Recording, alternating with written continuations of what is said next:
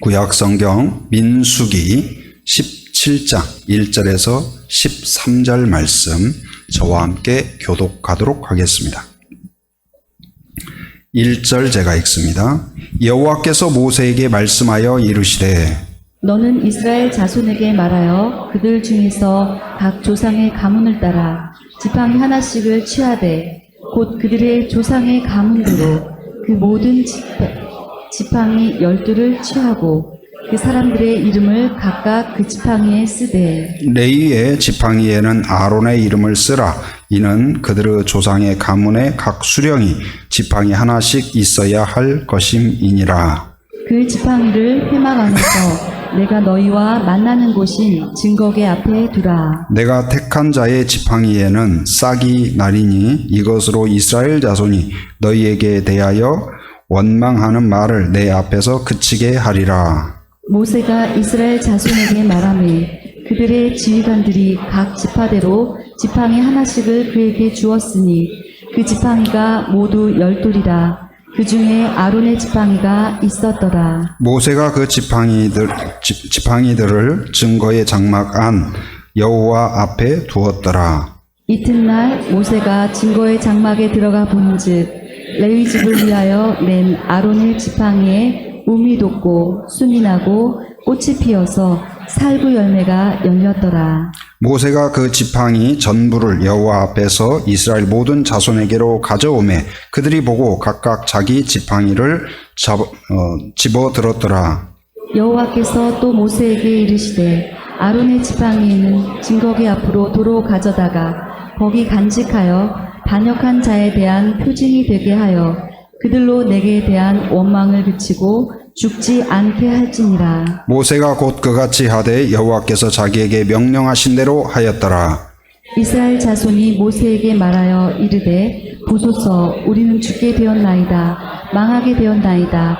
다 망하게 되었나이다. 같이 읽습니다. 가까이 나아가는 자 곧 여호와의 성막에 가까이 나아가는 자마다 다 죽사오니 우리가 망하여야 하리이까. 아멘. 네, 오늘은 동아시아 또 사역자들도 함께 참여했고 또 월비팀도 함께 참여하고 또 한국 사람도 참여하고 국제팀이 함께하는 예배가 되었습니다. 참고로 그 동아시아는 또 보안 지역이라 화면이 나가거나 또 사진이 나가거나 하면 또 어려움이 있습니다. 그래서 오늘은 일부 예배를 영상으로 송출했고요. 지금 진행하는 예배는 인터넷이나 외부로 나가지 않으니까 동아시아 팀들 안심하고 예배에 참석하시면 되겠습니다. 오늘 말씀 살펴보도록 하겠습니다. 오늘 말씀은 이제 이스라엘의 큰 영적 위기 가운데 있을 때에 하나님께서 직접 개입하셔서 그 일을 해결하시고 정리하시는 그러한 내용입니다.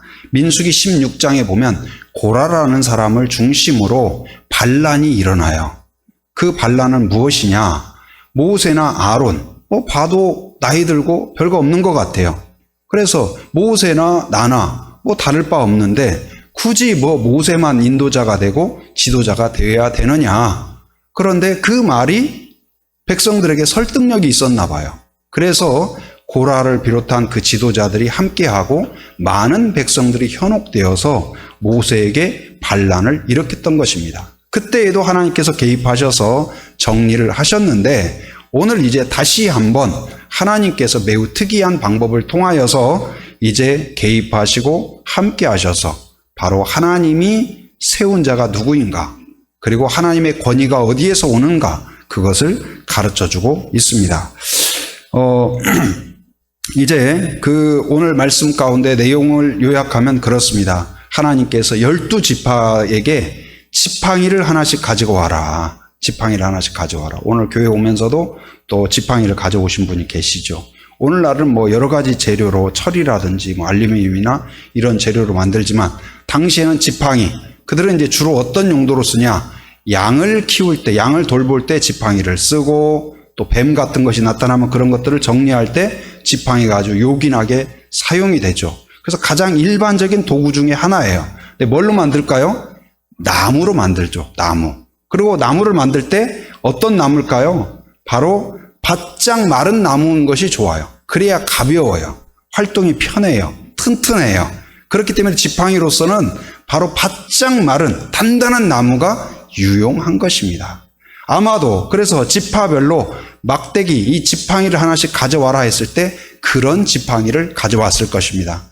그리고 각 지팡이에 지파의 이름을 써라 그랬어요. 여러분도 오늘 교회에 올 때 지팡이를 하나 가지고 왔다고 해봐요. 근데 만약에 여러분들 그 지팡이에 각자 이름을 써라. 또 헌금을 할 때 여러분 이름을 쓰잖아요. 그처럼 각자의 지파에 이름을 쓴 거예요. 근데 레위 지파에는 레위라고 쓴 것이 아니라 아론의 이름을 쓴 거예요. 그리고 그것을 어디에 갖다 놨냐? 바로 성소, 그 지성소 안에 있는 법궤 옆에다가 갖다 놓은 거예요. 이 성소는 어떤 의미일까요? 단순한 천막이 아니에요. 천막인데 여기는 사람이 살거나 사람이 거주하는 천막이 아니고 하나님이 함께 하시는 그런 천막이에요. 하나님이 그 예배를 받아주시고 제사를 받아주시고 그 제사장이 죄를 사했을 때 죄가 사해지는 곳이 바로 이 거룩한 처소이죠. 하나님이 백성들과 함께 하시고 만나주시는 장소가 바로 이 성소라고 할 수가 있어요. 근데 그곳에 그 법궤, 언약궤 옆에다가 이 12개의 지팡이를 갖다 놓아라 그랬습니다. 그리고 하룻밤이 지났어요. 그리고 그 다음날 이튿날 그 법궤 옆에 가보니까 깜짝 놀랄 일이 생겼어요. 당연히 12개의 지팡이가 그대로 있어야 되는데 하나의 지팡이에서 특이한 일이 발생했어요. 거기에서 싹이 나고 움이 돋고 순이 자라며 꽃이 피고 열매가 맺힌 거예요. 마른 막대기에서는 절대로 싹이 나올 수가 없어요. 여러분 지금 앉아있는 의자는 어떻습니까? 바짝 마른 나무이죠. 근데 여러분이 예배를 드리고 기도하고 아멘 눈을 떴더니 앞에 싹이 돋고 움이 나고 꽃이 피고 열매가 쫙 있다고 해봐요. 얼마나 신기합니까? 그걸 통하여 그것은 어때요? 그리고 싹이 난다고 하더라도 하룻밤 사이에 이렇게 일어나는 것은 있을 수 없는 일이죠. 이것을 통하여서 무엇을 할 수 있습니까? 이것은 바로 사람이 할 수 있는 일이 아니고 하나님만이 할 수 있는 일인 것을 가르쳐 주십니다. 그리고 하나님이 임재하시고 아론의 지팡이에만 그것이 나타났다는 것은 바로 하나님이 그를 택하였다는 것을 보여주고 있습니다. 이 사건을 통하여서 바로 영적 권위가 하나님의 그 직분이 은사가 은혜가 어디에서 오는가를 분명하게 가르쳐줘요. 첫째는 바로 영적 권위는 누가 주시냐? 하나님이 주신다는 사실이에요. 한번 따라합니다. 하나님이 영적 권위를 주신다. 각 지파의 지팡이 중에서 오직 아론의 지팡이에만 특별한 일이 일어났죠. 바로 그 지팡이는 순이 나고 싹이 나고 그리고 자라나서 이 꽃이 피고 열매를 맺게 했어요. 어쩌면 그 사역을 통하여서 아론의 제사를 통하여서 영적으로 죽어있던 민족들이 다시 하나님 앞에 영생을 얻고 죄를 사면받고 살아나는 것을 상징한다고 볼 수 있습니다. 예수님의 보혈을 통하여서 우리가 죽어있던 우리들이 다시 살아나는 것을 연상하게 하지요. 바로 그 권위는 아론에 대한 권위는 누가 주셨을까요? 바로 하나님께서 주셨다는 사실이에요. 구약성경 아모스 7장 14절 15절에 보면 아모스가 선지자가 된 과정을 설명하고 있습니다. 거기서 아모스는 이야기합니다. 나는 선지자가 아니며 선지자의 아들도 아닙니다. 가문이 선지자의 그런 계보가 아니에요. 나는 목자요 뽕나무를 재배하는 사람입니다. 농사꾼에 불과해요. 선지자와는 어울리지 않는 사람이에요. 양떼를 따를 때에 여호와께서 나를 데려다가 이르시기를 가서 내 백성 이스라엘에게 예언하라 명령하셨다.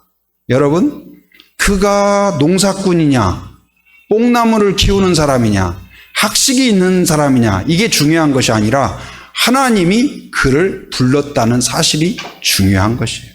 여러분과 저도 똑똑해서 대단해서 하나님이 부른 것이 아니라 하나님의 100% 은혜로 부르셨다는 사실을 기억하는 성도가 되기를 바랍니다. 아론의 지팡이가 특별한 재질이어서 싹이 난 것이 아니에요. 아론이 무슨 마법을 거기다 걸어놔서 싹이 난 게 아니에요. 하나님의 전적인 선택이고 전적인 은혜이듯이 우리가 하나님의 자녀가 된 것은 하나님의 전적인 은혜인 것을 기억하는 성도가 되기를 바랍니다. 우리의 구원도 하나님의 전적인 은혜요, 우리에게 주신 은사도 하나님의 전적인 은혜예요.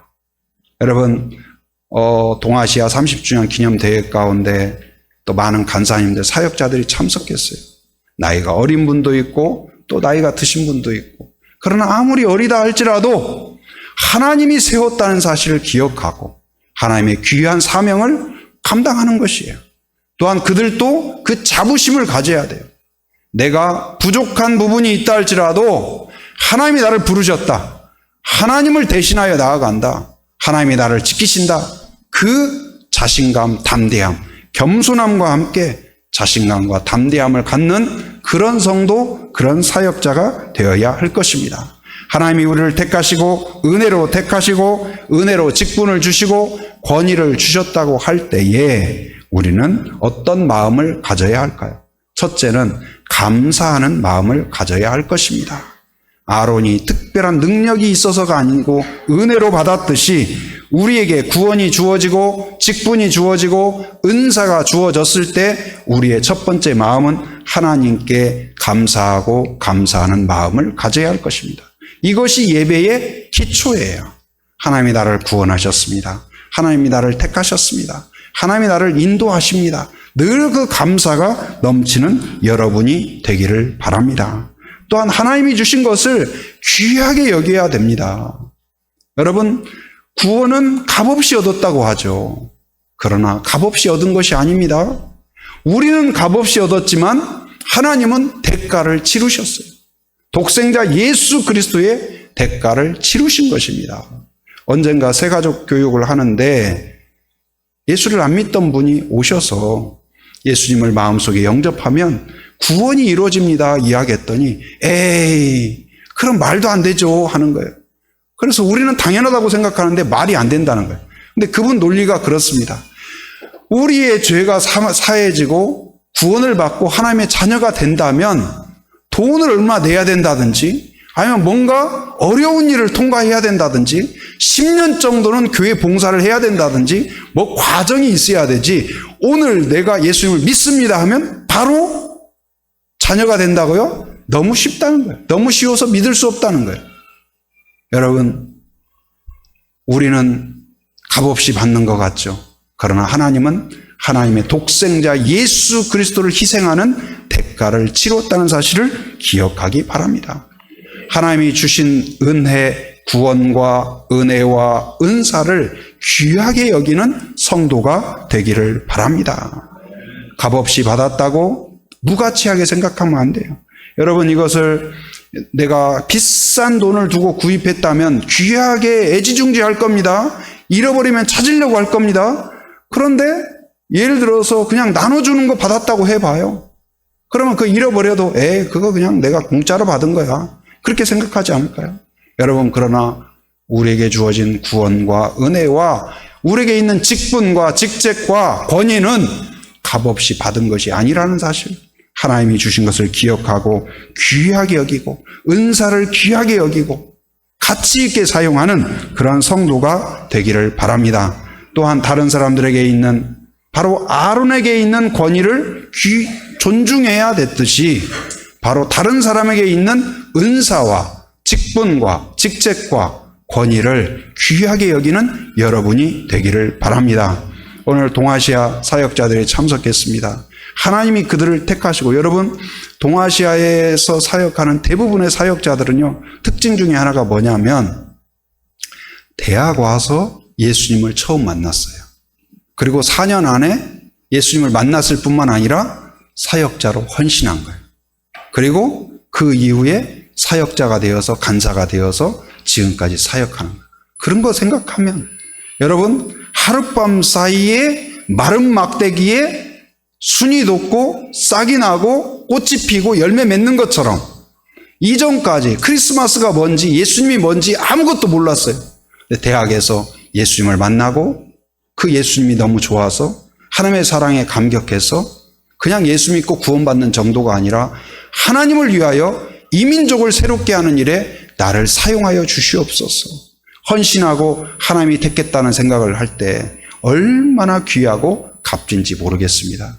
그들의 희생과 헌신과 결단을 귀하게 여기고 축복하는 그러한 성도가 되기를 바랍니다. 여러분, 그 이스라엘 백성들이 아론 어떤 개인이 아니라 하나님이 세우신 제사장을 귀하게 여길 때 그들의 제사가 의미 있는 거예요. 설교를 들을 때에도 마찬가지입니다. 저 개인에 대해서 여러분들이 어떻게 생각하든, 그러나 그 고등학교 때에도 그랬던 것 같아요. 선생님이 좋으면 그 과목도 재밌었던 것 같아요. 쉽게 들려요.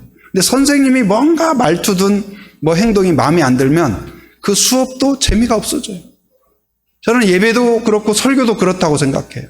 목회자에 대해서 여러분이 뭐랄까 존중하고 그런 마음을 가지면, 하나님이 세우셨다는 마음을 가지면 설교도 귀에 들어옵니다.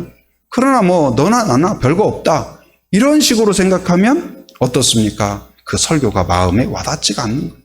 여러분, 존중하고 서로 다른 성도님들을 존중하고 존경하고 그 은사들을 귀하게 여기고 또한 격려하고 축복하는 그런 공동체가 되어야 될 줄 믿습니다. 이제 그 하나님이 이 권위를 주셨는데 어떤 사람에게 그러면 권위를 주시냐? 성경에서 우리가 살펴볼 때 첫째는 겸손한 자에게 하나님이 은혜와 은사와 권위를 주신다는 것을 깨닫게 됩니다. 한번 따라합니다. 겸손한 자에게 은혜를 주신다. 아론은 모세의 형이에요. 모세의 형. 그리고 또 모세는 애굽에서 살인을 하고 40년 동안 피신해 있었습니다. 그동안 아론은 애굽을 지켰고 백성들을 통솔했고 백성들과 관계를 맺고 있었어요. 여러분이 만약에 이스라엘 백성을 출애굽시킨다면 모세를 데려다가 이끄는 게 편할까요? 아론을 세워가지고 백성들을 이끌고 가는 것이 더 수월할까요? 제가 생각할 때는 아론이 훨씬 나을 것 같아요. 백성들과도 잘 소통하고 문화도 잘 이해하고 언어도 잘 되고 그렇지 않을까. 그런데 하나님께서 모세를 택한 거예요. 그런데 아론은 불평하지 않고 모세를 극진히 섬깁니다. 모세가 이렇게 하라면 이렇게 하고 손발이 되어서 순종합니다. 동생이 아니라 형인데 자기가 어쩌면 훨씬 더 뭔가를 주장할 수 있는데 겸손하게 해요. 그러한 아론에 대하여 오늘 하나님께서 인정하시고 그의 막대기에 그의 지팡이에 순이 돋고 싹이 나고 꽃이 피고 열매 맺게 함으로써 그 권위를 존중하고 인정해 주셨다는 사실이에요. 여러분, 빌립보서 2장 6절에서 9절에 보면 예수님이 겸손의 모범을 보이신 이야기를 소개하고 있습니다.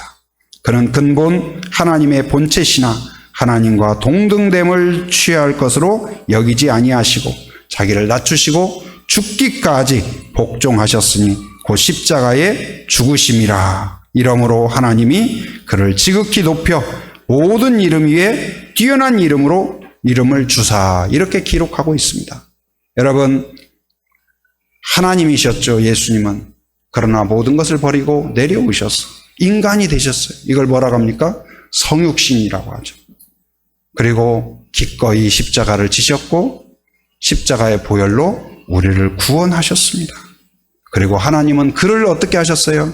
세상에서는 가장 낮은 모습으로 처참하게 돌아가셨지만 하나님은 그를 높이셔서 우리의 구주가 되시게 하셨고 우리의 왕이 되게 하신 줄 믿습니다.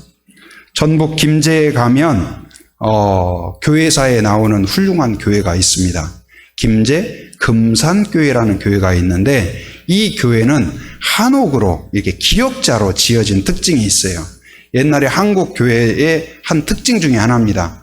기역자로 지어져서 어떠냐면 들어올 때 교회 입구까지는 부부가 같이 왔다가 부인은 이쪽으로 들어와요. 그리고 남편은 이쪽으로 들어와요. 남학생은 이쪽으로 옵니다. 여학생은 이쪽으로 와요. 지금은 막 섞여 있잖아요. 저 어렸을 때만 해도 남자는 남자끼리, 여자는 여자끼리 그렇게 앉았던 기억이 있어요. 그래서 설교자는 그 남성도 이쪽 보면 남성. 그래서 형제님, 남자 집사님들을 이야기할 때는 이쪽 보고 이야기하고 또 여자 집사님, 여자 성도를 말할 때는 이쪽 보고 이야기하고 서로는 못 봐요. 서로 예배 드릴 때. 그랬던 교회가 있어요.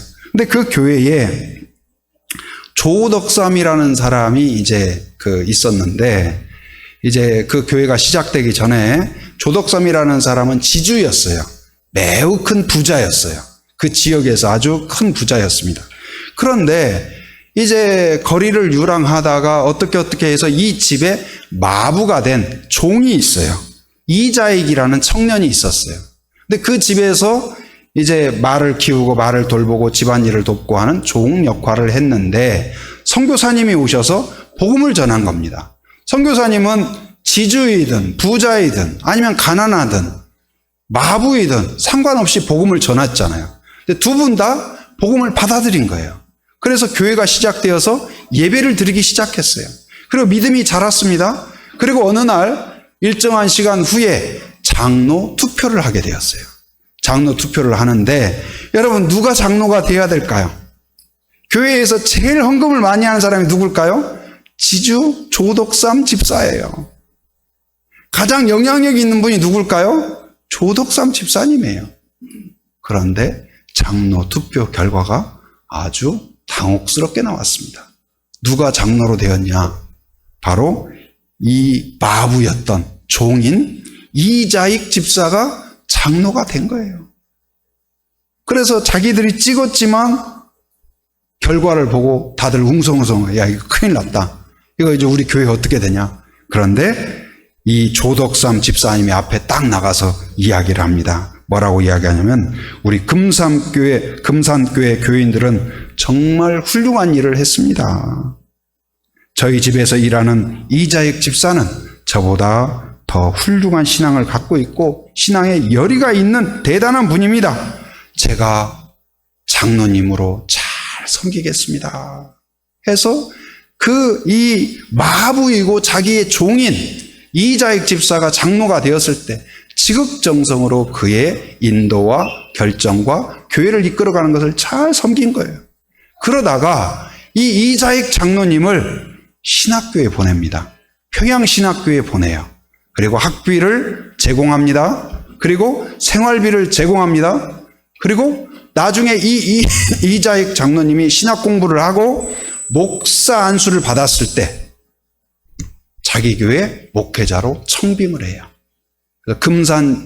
김제 금산교회 담임 목사로 청빙하고 담임 목사님으로서 지극정성으로 섬기고 존중하고 존경하고 여러분 그러한 이 조덕삼 장로님에 대하여 사람들이 어떻게 말했을까요? 헤헤 자기 마부한테도 져서 장로 투표에 떨어졌대 이렇게 조롱했을까요? 그렇지 않습니다.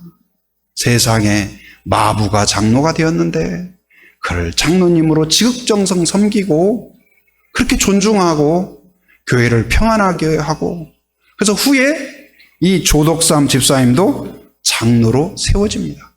그리고 그래서 이 이야기는 한국 교회사에 얼마나 아름다운 이야기로 전해지는지 모릅니다. 여러분 세상은 자기 PR 시대라고 하죠. 사람들에게 인정받으면 우리가 열심히 합니다. 사람이 박수 치면 기분 좋습니다. 돈이 벌리면 열정이 생깁니다. 그런데 돈이 안 벌리고 사람들이 알아주지 않고 인정이 없으면 열기가 식죠. 그러나 하나님은 어떻습니까? 하나님은 어떤 사람을 높일까요? 바로 이제 자기를 높이는 사람이 아니라 하나님 앞에 겸손한 자를 하나님은 높이신다는 사실을 기억하기 바랍니다. 예배란 무엇일까요? 나를 낮추고 하나님을 높이는 거예요. 우리의 예배, 우리의 사역은 무엇일까요? 내가 높아지는 것이 아니고 오늘 조덕삼 장로님과 같이 자기를 낮추는 것입니다. 그리고 서로를 격려하고 축복하는 것입니다. 이것이 사역입니다. 하나님을 높이고 하나님을 영화롭게 하고 나를 낮추는 것, 이것이 사역이요, 이것이 기도요, 이것이 예배라고 할 수 있습니다. 겸손한 자에게 하나님은 은혜를 주시고 권위를 주십니다. 직분을 주십니다. 은사를 물붓듯 부어 주실 줄 믿습니다. 또한 하나님은 충성된 자에게 영적 권위와 은혜를 주십니다. 한번 따라서입니다. 충성된 자에게 은혜를 주신다. 예수님의 그 달란트 비유가 있죠. 한 주인이 종들을 불렀습니다. 그리고 달란트를 줍니다. 각각 사람에 맞게 1달란트, 2달란트, 5달란트를 줬어요. 그런데 2달란트, 5달란트 받은 사람은 충성되게 해서 2달란트를 남기고 5달란트를 남겼습니다. 그러나 반면에 1달란트 받은 사람은 다른 사람과 비교하니까 기분이 나쁜 거예요. 그래서 땅에 묻어 놓습니다. 그러나 하나님이 그 주인이 어떻게 평가합니까? 바로 1달란트 받았던 사람은 그것마저 뺏기지만 충성한 사람에게는 네가 작은 일에 충성하였음에 내가 많은 것을 너에게 맡긴다 하면서 더 큰 일을 맡기는 거예요. 여러분, 저는 이번 지난 목요일, 금요일, 토요일 진행된 동아시아 30주년 기념 대회 가운데 얼마나 감사한지 모르겠습니다.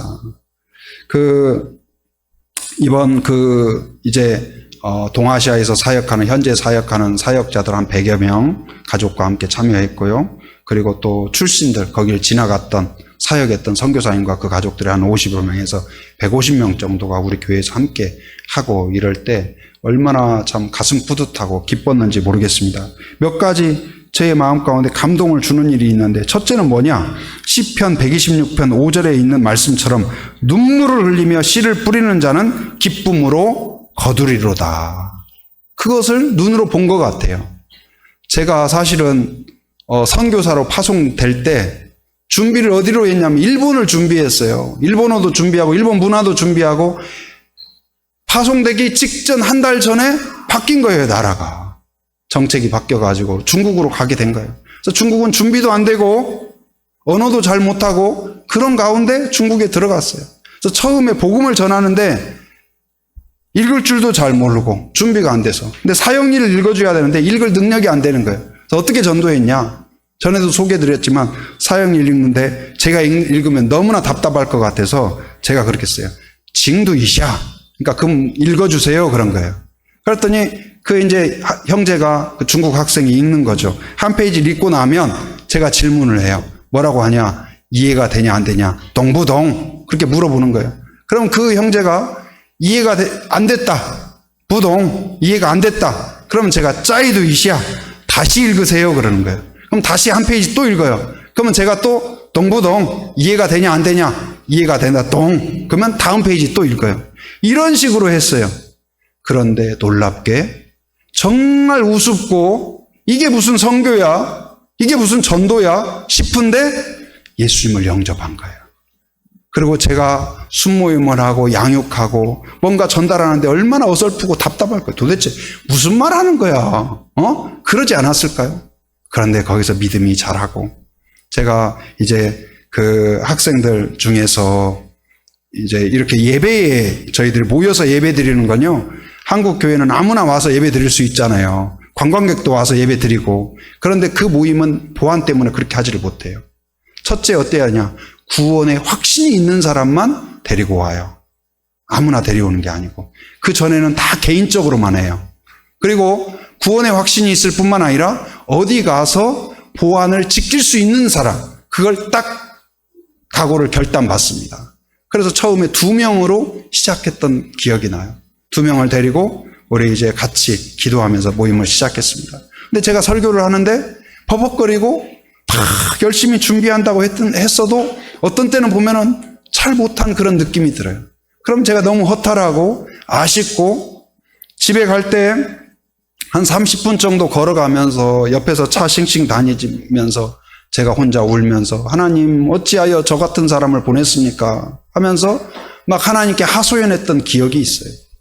그런데 그곳에서 지금 저희가 기도했던 캠퍼스뿐만 아니라 그 외에 많은 캠퍼스에서도 사역자들이 일어나고 있고 사역이 시작되었고 부흥하고 있다는 소식을 들을 때 그렇게 연약하고 볼품없게 사역했던 저희들의 그 시작에 비하여 너무나 영광스럽게 하나님이 열매 맺고 계신다는 생각을 할 때 얼마나 감사한지 모르겠습니다. 사랑하는 성도 여러분, 기도를 멈추지 말기를 바랍니다. 눈물로 기도의 씨를 뿌리면 반드시 거두게 하실 줄 믿습니다. 여러분, 수고와 땀을 멈추지 말기를 바랍니다. 전도의 수고와 땀, 씨를 뿌리는 일을 멈추지 않으면 반드시 10년 뒤, 20년 뒤, 30년 뒤에 하나님의 역사가 이루어질 줄 믿습니다. 또한 이제 소식을 듣기에 두 번째 감사한 일은 뭐냐?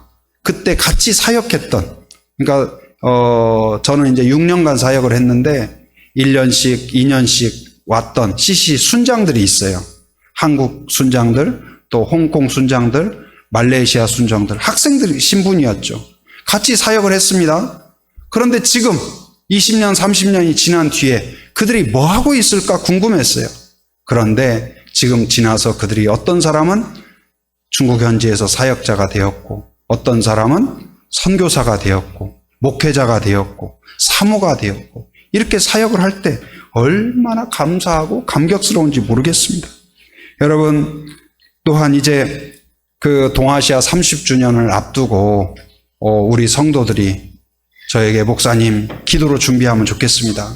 또한 자원하는 마음으로 기도를 모으고 관심을 모으고 또 음식을 정성껏 땀을 흘리면서 준비하는 모습을 보면서 저는 우리가 올해 초부터 선교센터에 대해서 기도해 왔는데 건물은 세워지지 않았지만 우리의 마음 가운데 이미 선교센터를 이루어 주셨구나 하면서 얼마나 감사한지 모르겠습니다. 사랑하는 성도 여러분, 오늘 말씀 이제 정리를 합니다. 바로 영적인 권위는, 은혜는, 은사는 어디에서 올까요? 하나님이 주십니다. 하나님이 주셔요. 그래서 하나님께 감사하고 귀하게 여기고 다른 사람들을 존귀하게 여기는 여러분이 되기를 바랍니다. 누구에게 주십니까? 겸손한 사람, 충성된 사람, 하나님을 높이고 나를 낮추는 그런 성도가 되어야 할 것입니다. 그리고 또한 이제 이 때를 얻든지 못 얻든지, 그리고 열매가 보이든 안 보이든 사람이 인정하든 인정하지 않든 기쁨으로 끝까지 포기하지 않는 충성된 일꾼이 되기를 주님의 이름으로 축원합니다.